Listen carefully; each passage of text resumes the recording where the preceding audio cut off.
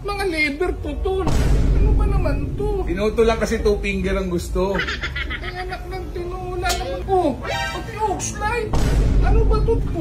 Pati bracket. Tanggalin na lang natin. Napakasela mo naman, may accessories na nga eh. Presyo ko dito 500 lang ah. Kung di mo kaya, wala tawad-tawad. Yung pambayad ka ba? Grabe humataw, kala mo kanya na eh. 470. 470? Yamaha T-Max na Tech-Max? Grabe. No done deal kami ngayon, uwi ka na sir.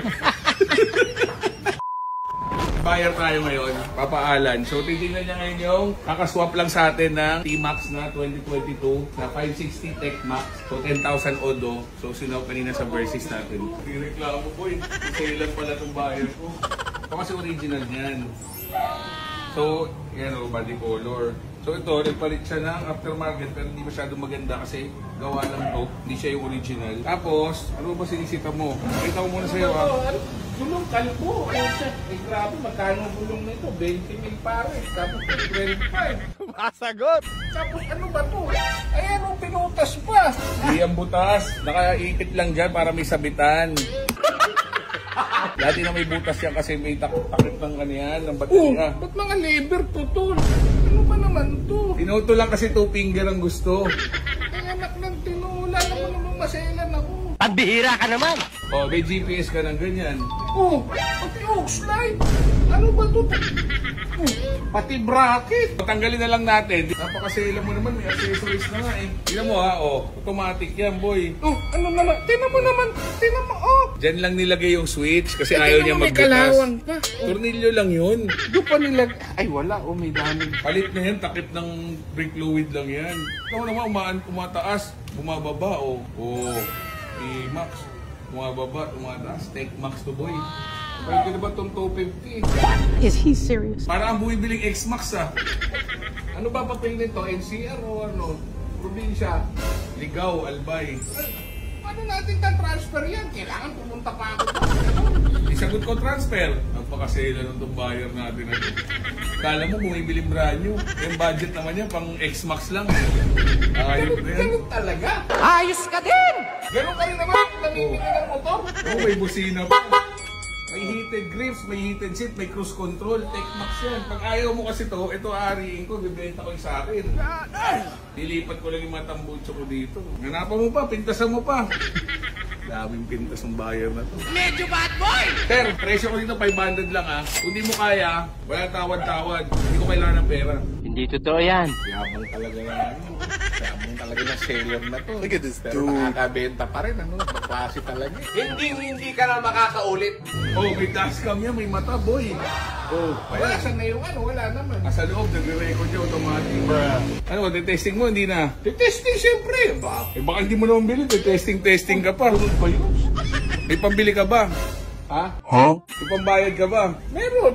Pwede naman ano yan eh. Pwede naman 2 years to pay yan eh. Diba? Oh. Hiyang-hiya naman ako sa'yo, no? Paano, may gusto mo lang testing? Doon ka lang sa demo bike sa Yamaha. Ayoko doon. Gusto ko dito.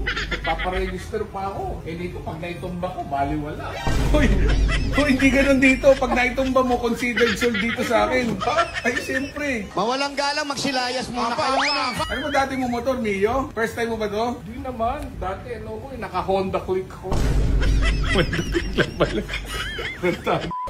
Mag-isip mo na, boys. Spoiled yung buyer mo, boy, ah. Di ko yan gustong kalaban. O, ginaskasan mo. Ginaskasan mo dito, sumayad yung paa mo. Oh, hindi ah. Ikaw yun, ibili mo na yan.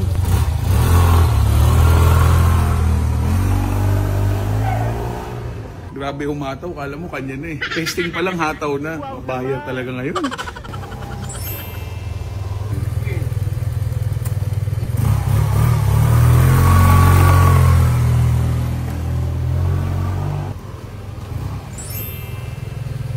Wow naman.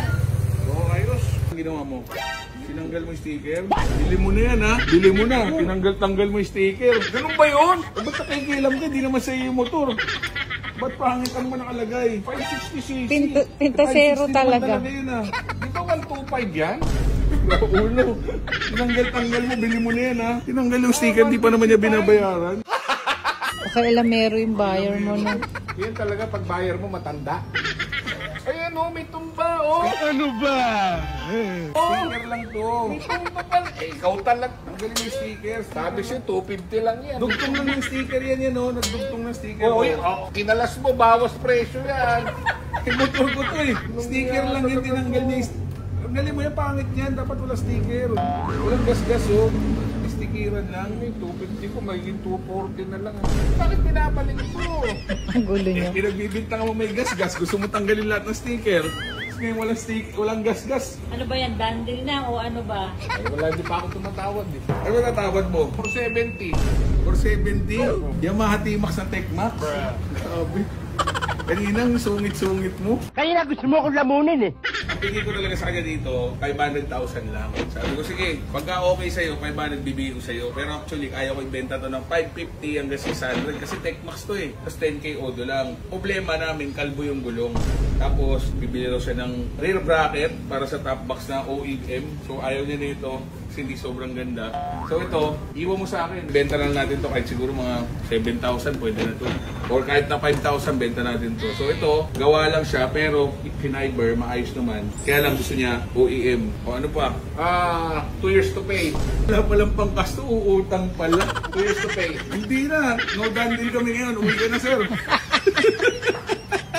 No dandil. Dahil nakita ng follower ko yun, uutang lahat yun. Pwede pa lang ano. Ang tawad mo nga. 470. Magkano ba gulong? 20 gulong. O dalawa, 20. Di 480 lang. Eh, ito. Di naman kasama yun pag bumili kang brand new. O, 480. O 480. Dandil. 480 Dandil. 2022 Yamaha T-Max 560 na Tecmax. Ano yung pinta sa motor ko, bibilin din pala. Manual, warranty booklet, insurance, ORCR. Ang expiry mo is June 2026 pa. Sold for 480,000. Sobrang mura niyan. Gusto pa utang. O Dandil na kami. Uwi na siya. Ginagawa mo. Baka nakalak. Ano eh?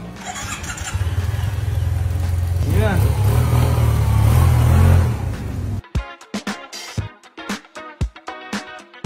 So, dandil na ulit tayo guys. Second transaction of the day. So, sold na. So, pag may binibenta mo second na big bike, second na kotse, message nyo ako. Send nyo saan picture, appraise natin pagpasok sa budget. Puntahan ko, bayaran natin. So, Jet Now Rider po ito. Ride safe and God bless.